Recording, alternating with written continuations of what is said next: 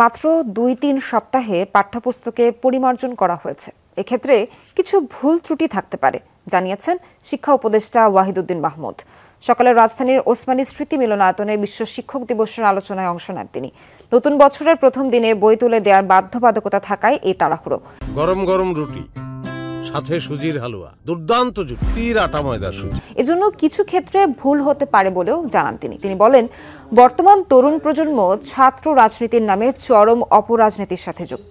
তাই সুস্থ ধারার মানবিক রাজনীতি করার আহ্বান জানান তিনি। বলেন, যে কোনো বিশ্বমানের বিশ্ববিদ্যালয়ে ছাত্র শিক্ষকদের কিছু আচরণবিধি থাকে, বাংলাদেশেও তেমন আচরণবিধি তৈরি করা সম্ভব, এ আশা প্রকাশ করেন শিক্ষা উপদেষ্টা।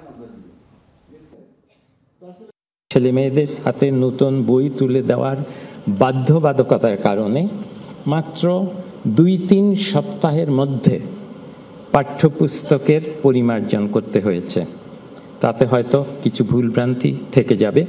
আশা করি সকল মহলের এবং শিক্ষাবিদদের পরামর্শে শিক্ষাক্রমের ধারাবাহিকতা রক্ষা করে পরবর্তীতে আরও সংস্কার সম্ভব হবে।